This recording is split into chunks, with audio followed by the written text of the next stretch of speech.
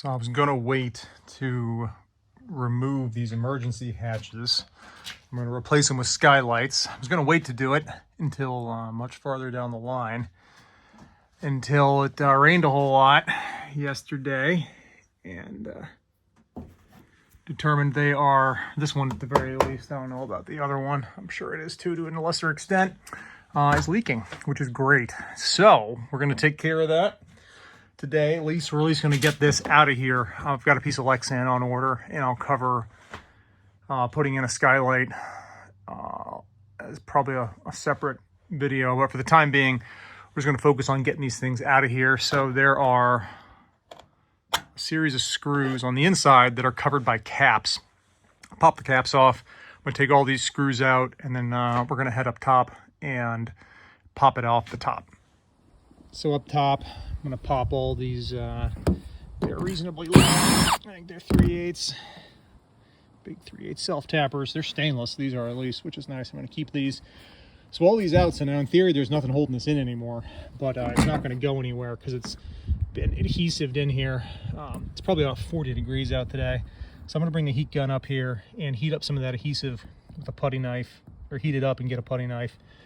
And see about chiseling some of that off of there. But the whole thing should just lift up. It's not attached to anything anymore. Heat gun will set you free. It took about 2 minutes to just heat up this seam here, cut some of this sealant off here, and you can get a pry bar in.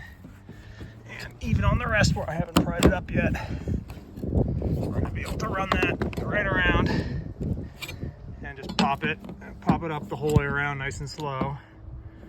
And it'll come right up.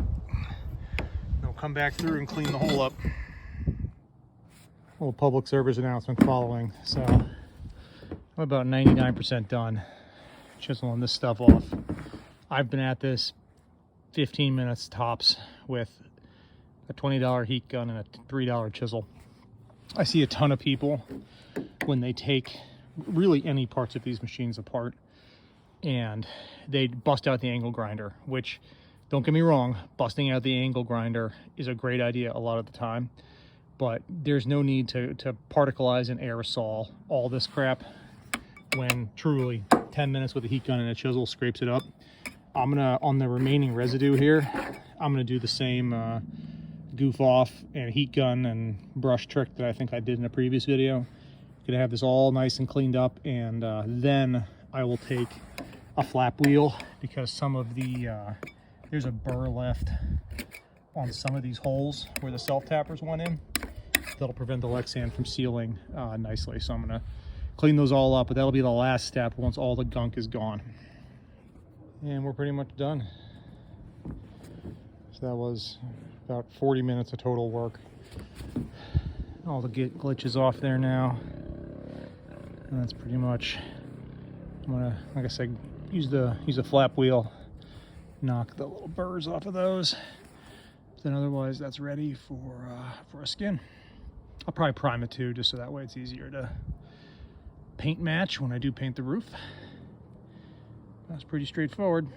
I might square these holes up too. These were curved to match, but you can see on the inside the structure is square, so I might cut that square to match. Obviously they were not terribly careful when they cut that out, so I might cut that a little closer with a wheel.